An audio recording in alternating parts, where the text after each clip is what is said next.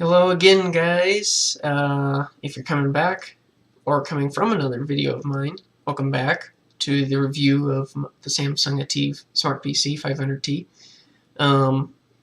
Thanks again for coming back to watch another one of my videos. If you're first time watching these videos, welcome. Make sure that you go check my channel out, that I do have a lot of other videos about the Samsung ATIV 500T. So I'm going to be doing a few uploads here in the next maybe about a week or so. I've owned it for 4 months now, so that's enough time to really explain what I have and what I haven't found good and bad about this device. So we're going to get right into it. So here we go. Alright, so let's just hit the ground running right now. Update on the device.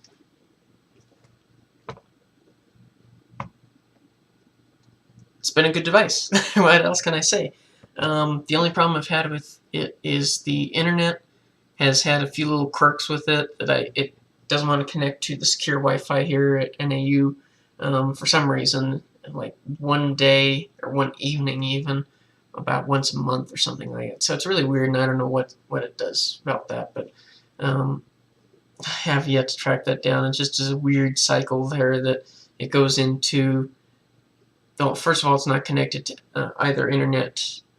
Here we have two different internets. One is a password encrypted one. The other one's a little bit more freed up there for tablets and cell phones. But because I have a Windows tablet there, I like to use the sign-in one. And so usually I finally was able to. For the longest time I wasn't able to. For about a month or two out of the 4 months I've had it, I wasn't able to. So I finally was able to. I don't know why it suddenly allowed me to, first of all, so that's already a mystery to me. But for some reason it's been like 2 or 3 times now that it's just randomly disconnected from the internet when I come back from another location around campus, and it doesn't want to connect. It just has absolutely no internet listed. And then it goes to, I try to connect to it. It sits there for about a minute saying connecting and does a little spinning ball thing that Windows 8 has, and then you get into it saying that taking longer than usual to connect. No, really. It does that. It goes to a limited internet connection, and then it goes out completely.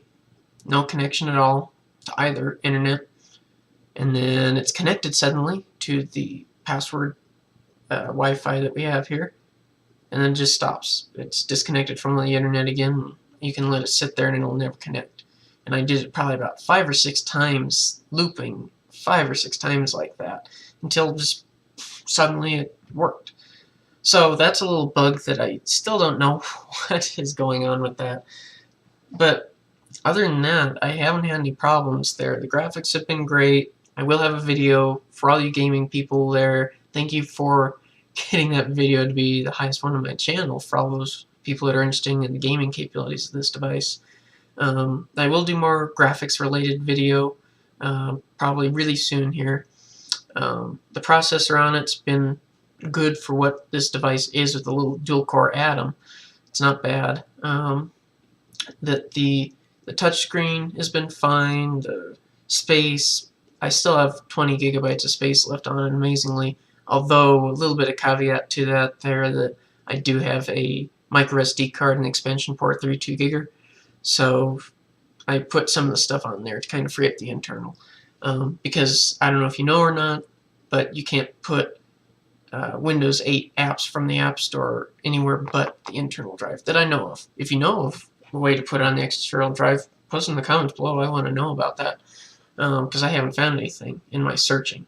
Pretty much everything. I haven't had any problems with really with this device except for that internet connection. So I highly recommend this little device there. So that's your update. I would say more, except I don't have any more to report on other than no news is good. Good news there. So that it's been fine. No hiccups. A few little quirks here and there, and just little software bugs. But for the most part, 90%, 95% of the time, it's solid as a rock. It seems, given what this device really is, what's powering it and whatnot. It's no Surface Pro. Just get that out of your head or anything like that.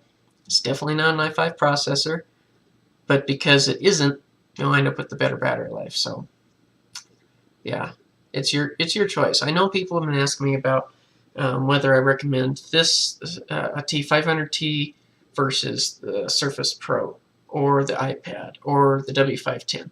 The closest one out of the three that I just listed is the W510 by Acer, and it's different in that the screen's a smaller size and the keyboard dock that it can go into has another battery of about equal size that, I mean, capacity-wise, not size physically.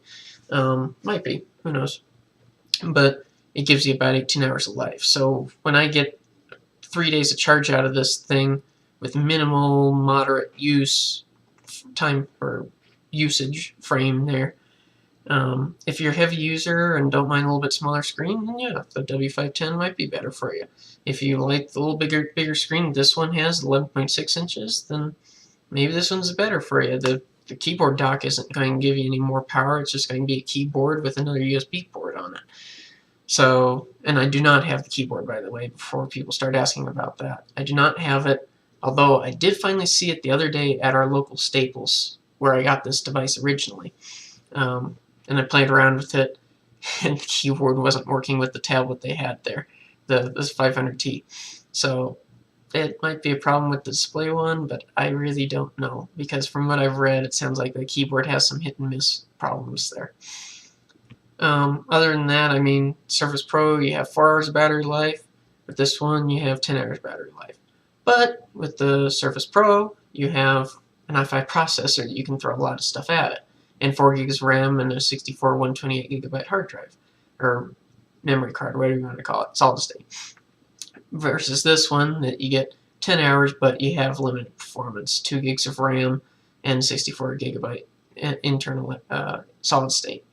So, I mean, it's really dependent upon what you're wanting to be. I'm only looking, like you notice that I skipped the iPad mini or iPad, just because I don't have much experience with those, and I'm not really a fan of Apple at all, so I don't use their products at all. So I only really compare this against other Windows tablets, because you really can't compare a Windows 8 tablet versus an iPad or an Android tablet, because they're really two separate things there. That this one runs with a real Intel processor. You can throw legacy software on it from probably back to Windows 95 if you had some reason to. You could do it probably. Versus you have the Android and even, for that matter, Windows RT platforms there that they're a little bit more limited. I look from it from a productivity view. I don't look for a tablet in entertainment or games or anything like that.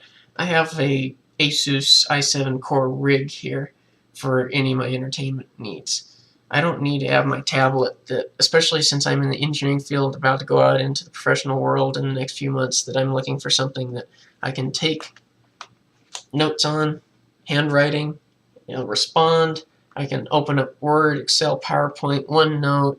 I mean, the new Office 365, I have the preview version still on this, that it's really nice, and I can go through that too.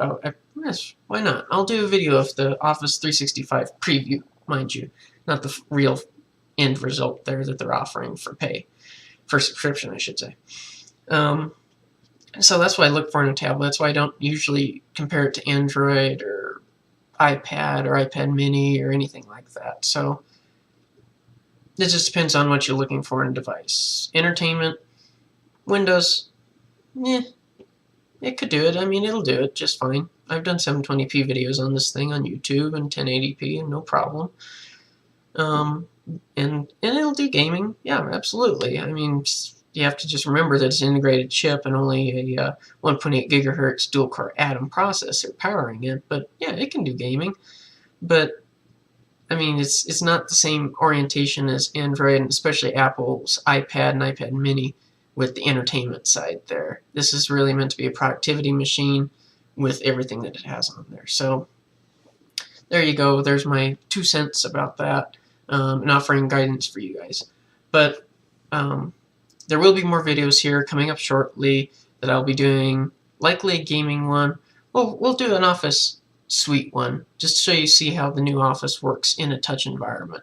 And I did some footage earlier today of the battery charging process, just for anyone that's interested in how long that takes. And I know I probably got one or two more things that I think I want to cover about the device, a little bit updates and things like that. First of all, being the case on it there, that I'll do another video about that for anyone interested, because I know there's not a lot of cases for this thing out there. So at any rate, this is the end of this video. The update, or kind of lack of an update. It depends on how you want to look at it there. Nothing major that I saw problems with it, except for that weird internet problem that just spontaneously happens still. And then little problems with the case that I'll get into in the next video. So, thanks for watching this video. Make sure you keep an eye on this channel, Flight Piper. That you keep an eye out for the upcoming videos for the 4th month owning, after 4 months of owning the device, and any new little tidbits of things, and answering your questions, addressing some of your comments, what you want to see me do with the device, and things like that for your own help.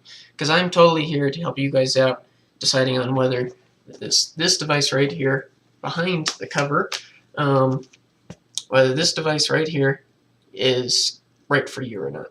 So I'm totally here to help you guys out in anything that you're wanting to see in this device before you buy it.